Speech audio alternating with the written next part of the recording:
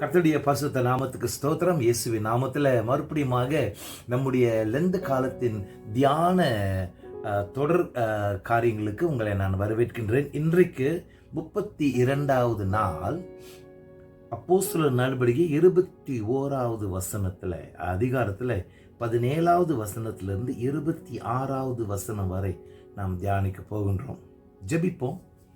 என் ஆண்டவராகிய கர்த்தாவே, நேற்று எங்களுடைய தியானத்தில் விசுவாசிகள் தங்களுடைய குடும்பத்தை திறந்தால் பல ஊழியர்கள் ஆறுதலும் மகிழ்ச்சியும் அடைவார்கள் என்று தியானித்தோம். நிறைய விசுவாசிகள் தங்களுடைய வீடுகளை திறந்து இப்படிப்பட்ட உபசரிப்பை காட்டி வராங்க. அவங்களை ஆசீர்வதிக்க ஜெபிக்கிறோம். அதே ஆண்டவர் இன்றைக்கு எங்களோடு கூட இந்திய தியானத்தின் நேரத்தில் எங்களோடு கூட இடைப்பட்டு போதனை கொடுக்க நாங்கள் ஜெபிக்கிறோம். மகிமைப்பட்டுக் கொள்ளும் இயேசுவின் நாமத்தில் ஜெபிக்கிறோம் தகப்பனே, ஆமென். 2 வார்த்தை. 1, கணக்கு கொடுப்பது. 2, தலைமைத்துவத்துக்கு ஒப்புவித்தல். பவுல் அப்போஸ்தலன் இந்த அதிகாரத்தை வாசிக்கும் பொழுது எருசலேமுக்கு வந்துட்டார். பெந்தகோஸ்துக்கு சில நாட்களுக்கு முந்தி வந்துட்டார். உங்களுக்கு தெரியும், பல இடங்கள்ல பவுல் அப்போஸ்தலனை குறித்து பரிசுத்த ஆவியானவர் சொல்றாரு, அங்க போனினா எருசலேம்ல கடினமான ஒரு காலங்கள் உனக்கு வரும், ஆபத்தான காலங்கள் வரும் என்று பலவிதமான முறையில் தீர்க்கதரிசிகள் எச்சரிக்கை கொடுத்திருக்கிறார்கள். ஆனாலும் பவுல் அப்போஸ்தலன் தேவனுடைய நாமத்து நிமித்தம் எனக்கு கொடுத்த காரியத்தை நான் நிறைவேற்றணும்ட்டு ஒரே பிடிவாதமாய் எருசலேமுக்கு போக வேண்டும் என்று இருந்தாரு. இப்ப வந்து சேர்ந்தாச்சு. வந்து சேர்ந்த உடனே சகோதரர்கள், அங்க இருக்கும் சகோதரர்கள் அவர்களை மிகவும் அன்போடு கூட வரவேற்கிறார்கள். அடுத்த நாள் கர்த்தருக்கு ஸ்தோத்திரம், யாக்கோபு ஜேம்ஸை சந்திக்க போகிறார்கள். ஜேம்ஸ் வந்து ஆதி திருச்சபையின் எருசலேம்ல தலைவராக இருக்கிறாரு. அதோடு கூட மற்ற தலைவர்களும் இருக்கிறாங்க. ஒரு காரியம் அறிந்து கொள்ள வேண்டும். பவுல் அப்போஸ்தலன் எருசலேமுக்கு போகிற நேரத்தில் தன்னுடைய கையில பல சபைகள் இருந்து பொருள் பணத்தை சேகரித்து ஒரு காணிக்கை கொண்டு வர்றாரு. ஏன்னா 15 ஆண்டுகளுக்கு முந்தி அகபுஸ் என்ற தீர்க்கதரிசி அந்தியோக்கியாவில் ஒரு தீர்க்க தரிசனம் சொல்றாரு. ஒரு பெரிய ஒரு பஞ்ச காலம் எருசலேமில் வரும், விசுவாசிகள் ரொம்ப கஷ்டப்படுவாங்க. அதை கேட்ட பவுல் பல சபைகளுக்கு எழுதி பணத்தை சேகரித்து இந்த தலைவர்களுக்கு, இந்த விசுவாசிகளுக்கு உதவியா இருக்கணும்னு கொண்டு வராரு. ஸோ இந்த பணத்தையும் கொண்டு வந்து ஜேம்ஸ் கிட்ட கொடுக்கிறாரு. கர்த்தருக்கு ஸ்தோத்திரம். கொடுத்த பிறகு என்ன செய்யறாருன்னா, லூக்கா எழுதுறாரு, மிகவும் கூர்மையான ஒரு அக்கவுண்ட், ஒரு ரிப்போர்ட் அந்த தலைவர்களுக்கு அவர் கொடுக்கிறார். என்ன, எப்படி ஆண்டவர் அந்நியர்களோடு கூட எப்படி ஆண்டவர் கிரியை செய்து என்னென்ன அதிசயம் நடக்குது என்பதை ரொம்ப திட்டவட்டமாக ஒரு ரிப்போர்ட் அந்த தலைவர்களுக்கு கொடுக்கிறார். இந்த தலைவர்கள் இந்த செய்தியை கேட்ட நேரத்தில் ஜேம்ஸோட கூட சேர்ந்து ஆண்டவரை ஸ்தோத்திரிக்கிறாங்க. ஆயிரக்கணக்கான யூதர்கள் உன்னுடைய சாட்சி நிமித்தம் சகோதரனே, எத்தனை பேர் இயேசுவுக்கு ரொம்ப வாஞ்சையா இருக்கிறார்கள் என்று அவரை வாழ்த்துறார்கள். அறிந்து கொள்ள வேண்டும் இன்னொரு காரியம்.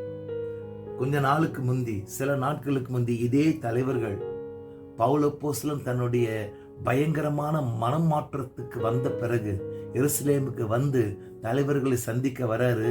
இந்த தலைவர்கள் இவரை சந்திக்கிறதுல கொஞ்சம் தாமதித்தார்கள். இவனுடைய மனமாற்றம் உண்மையா என்ற ஒரு பெரிய ஒரு கேள்வி இருந்தது. அப்போஸ்தலர் 9வது அதிகாரத்துல 26, 27வது வசனத்துல இதை வாசிக்கிறோம். மறுபடியும் பர்னபா தான் பவுல் அப்போஸ்தலனை கையோடு பிடித்து கொண்டு வந்து தலைவர்களோடு கூட இவனுடைய மனம் மாற்றுதல் இப்படியாக நடந்தது, நீர் பார்க்கின்றது உண்மை அப்படின்னு உறுதிப்படுத்துகிறார். கர்த்தருக்கு ஸ்தோத்திரம். நான் இன்னைக்கு சொல்ல வேண்டிய காரியம், ஒரு ரிப்போர்ட் கொடுப்பது ஒரு பொறுப்புள்ள காரியம், ஒரு அத்தியாவசியமான காரியம்.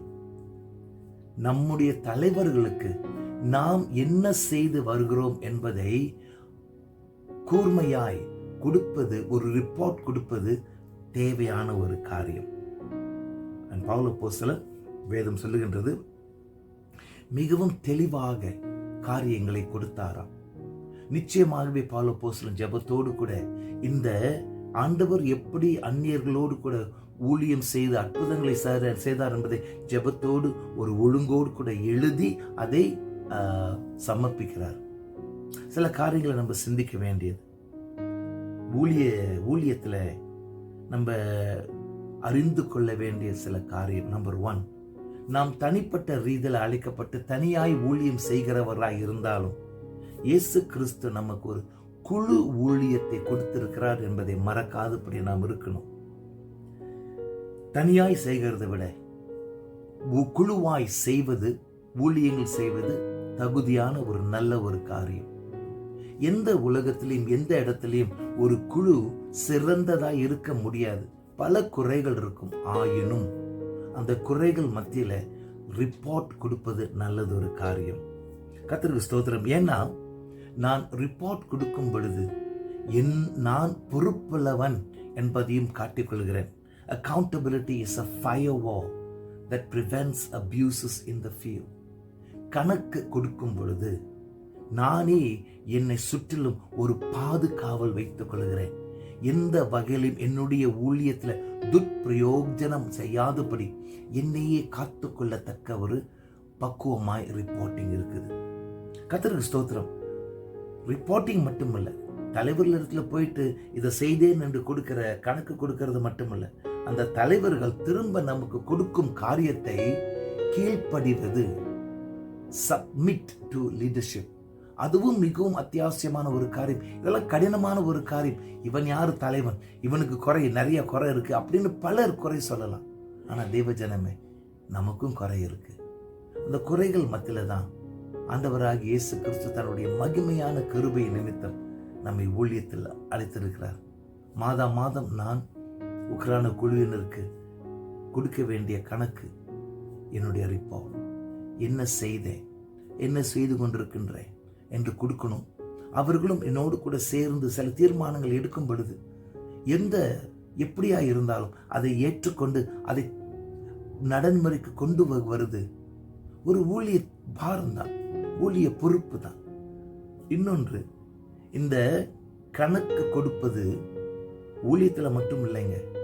நான் வேலை செய்யும் இடத்துல, வருமானத்துக்கு ஏதுவாக வேலை செய்யும் இடத்துல கூட அப்படிப்பட்ட கணக்கு கொடுக்க வேண்டிய காரியம் இருக்கணும். அப்பொழுதுதான் பொறுப்புள்ளவனாய் உண்மையாகவே இயேசு கிறிஸ்துவின் ஊழியக்காரனாய் நான் என்னுடைய சாட்சியை பிரதிபலிக்க முடியும். நாம் ஜெபிப்போம். என் ஆண்டவராகிய கர்த்தாவே, எந்த ஊழியம் செய்தாலும் எங்களுடைய தலைவர்களுக்கு தெளிவான ரிப்போர்ட் கொடுக்க, தெளிவான காரியங்கள் என்னென்ன காரியங்கள் நடக்குது என்பதை நாங்கள் கொடுக்க, எங்களுக்கு அந்த தாழ்மையை கொடுக்க ஜெபிக்கிறோம். ஏன்னா அப்படி நாங்கள் ரிப்போர்ட் கொடுக்கும் பொழுது எங்களுக்கே ஒரு ஒரு பாதுகாவலை நான் உருவாக்கி கொள்கிறோம்.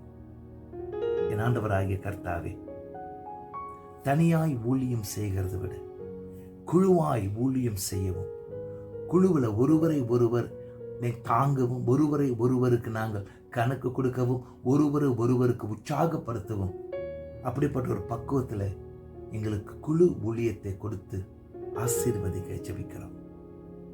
இயேசுவின் நாமத்தில் ஜெபிக்கிறோம் தகப்பனே. ஆமென்.